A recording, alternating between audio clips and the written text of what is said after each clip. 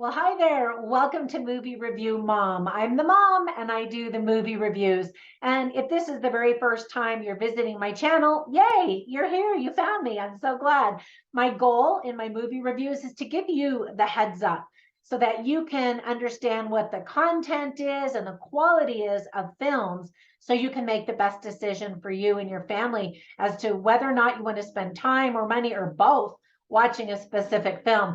So the movie I'm reviewing today is called His Only Son, timed perfectly for Passover and Easter. This movie is about Abraham's faith and is now playing in theaters as well as streaming online on some platforms. The movie is rated PG-13 and is an hour and 46 minutes. Now, I know you're saying, wait, we already had Easter. I know. I actually posted my review live before Easter on my moviereviewmom.com website, but didn't have time until today to film the review. So hopefully you've seen it by now.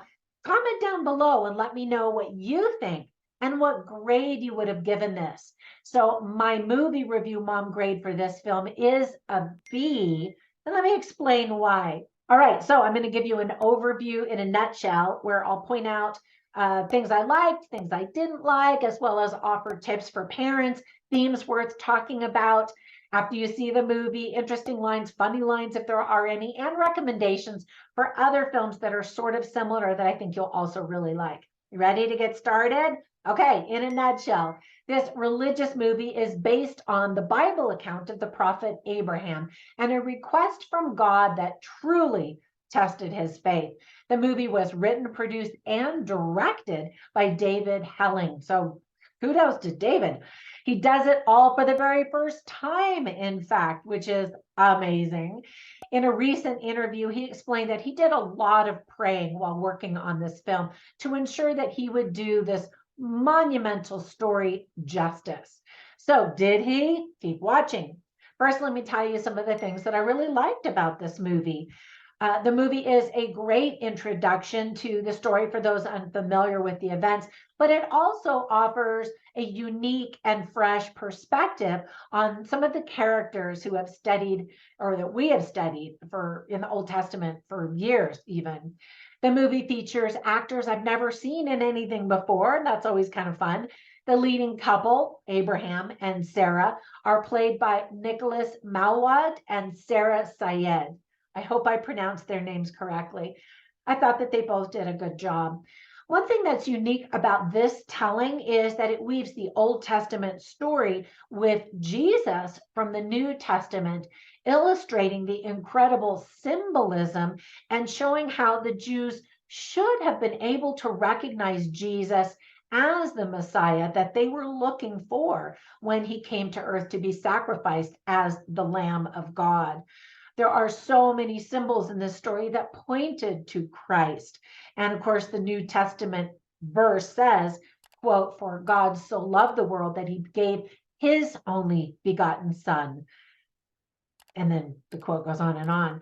And that's where the title, His Only Begotten Son, comes from. Makes me often wonder how lonely Heavenly Father must have felt that nobody, none of his creations could ever appreciate the sacrifice he went through to give his only begotten son and to watch his son, Jesus Christ, come to the earth and suffer and bleed and die to pay the price of physical sin and spiritual sin. Makes me wonder if he, was hoping that Abraham would be able to rise to that incredible challenge and then have new insights in how much he loved him as his son. How much God loved Abraham as he does all of his children. Anyway, if you are religious, especially if you're Christian, I think you're definitely going to appreciate this. The cinematography in the film is beautiful. And just as a side note, Angel Studios is the studio that's distributing this, and they brought us the incredible, record-breaking popular TV series, The Chosen, which I love. They also brought the Wing Feather Saga, which I've never seen and I definitely need to check out. And so now they're distributing this one. In fact, Angel Studios crowdfunded this project and earned about $1.3 million in the first 100 days.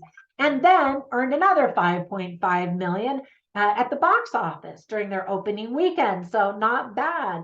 The studio is calling this movie The Chosen meets The Passion of the Christ, which I think is probably a pretty good description.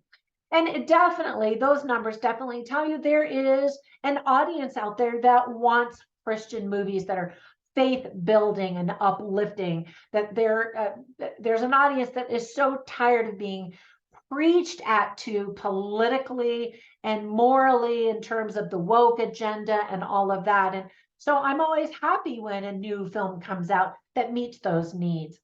The movie asks the viewer how deep his or her faith is and at what length they would be willing to prove it to God. What's truly compelling is the obedience to God that is demonstrated by all of the characters, no matter the cost.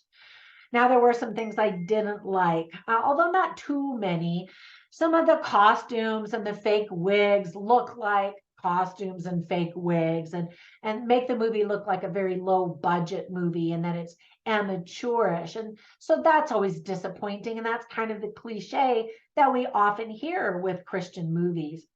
In order to stretch out the story into a feature film, there are a lot of slow moments of contemplation and many imagined conversations among characters as they're traveling this long distance to sacrifice their son at a specific place.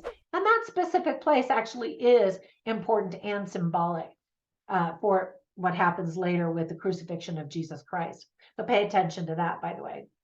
Almost all of the movie is very somber. We often see Christian movies that portray turmoil and drama, hardly ever demonstrating the joy that can be found by living the gospel. And that always bugs me. I wish that this movie and all Christian movies really showed obedience out of love for God rather than fear or duty only, and showed the joy of living the gospel. The humor of the TV series The Chosen is one reason why it is so popular, and it's definitely not present in this film. And so that was disappointing. There are some flashback scenes that might confuse viewers of the timeline. If you don't know the story, you might be confused. If you do, then you're like, okay, here's a flashback.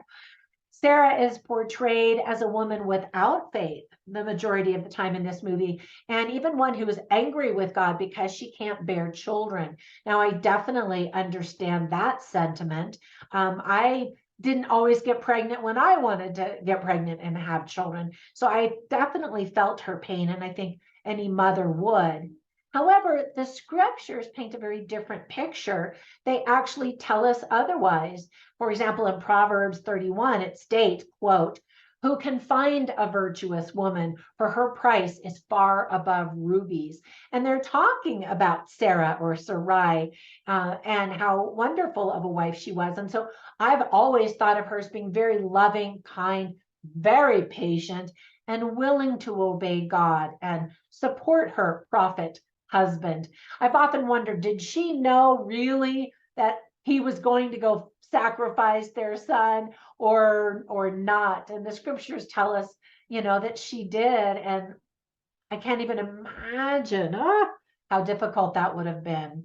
We all have our crosses to bear and our challenges and our tests of our faith. And thank goodness so far, that isn't one that I've been asked to do. Let me give you some tips for parents. I think young children are mostly going to be bored because all of the scenes are basically adults talking. It's very dramatic and focuses on an older child being sacrificed. He's a young man in this movie. There's no profanity, and other than sacrificing your child, there's nothing obscene or offensive in this movie. Some of the themes that are represented very well are obedience and sacrifice, duty to God, faith, testing, patriarchy, descendants, God's plan for us. And that's mentioned many times that God does have a plan for each of us. Women who desire to have children and are unable to, or have to wait a very long time, and the love of a parent for his child, both our heavenly parent and our earthly parents. So I always write down funny lines and interesting lines so that you can kind of get a taste for the film. Now, I didn't write down any funny lines, as I mentioned. It's not really funny. It's very dramatic and serious, but I did write down an interesting line, and that is spoken by Abraham, who's played by Nicholas Muad, that I just mentioned. And he says, "Death is the penalty for sin." Now, he's talking about spiritual death, although there is the physical death also that we go through just by being born into this world. And I think the movie did a pretty good job of identifying both the physical death and the spiritual death and how Jesus Christ came to overcome both. I wish the movie would have spent even more time making that more clear for people that maybe have never thought about it in those terms. All right, so I've got some recommendations for some other movies that I think that you'll also like if you enjoy this one, or vice versa. If you like those movies, you'll like this one. The first one is called Abraham and Isaac, available on Amazon. And by the way, my links are in the description below if you want to find it quickly and easily. Another one is called Abraham the Hebrew. And all of these sort of show different perspectives of this story. Another one is called Abraham, the Friend of God. And I always get frustrated when these movies show prophets like Moses or even Abraham, and they don't really know God. I think of prophets as truly knowing him as a friend and speaking with him. And in Moses, we know he spoke face to face and that they loved each other and had conversations with each other. I mean, that's the perks of being a prophet, right? So the final one is called The Passion of the Christ. And I mentioned that. Now, that one definitely focuses on Jesus Christ and his last day, that last week before he is crucified.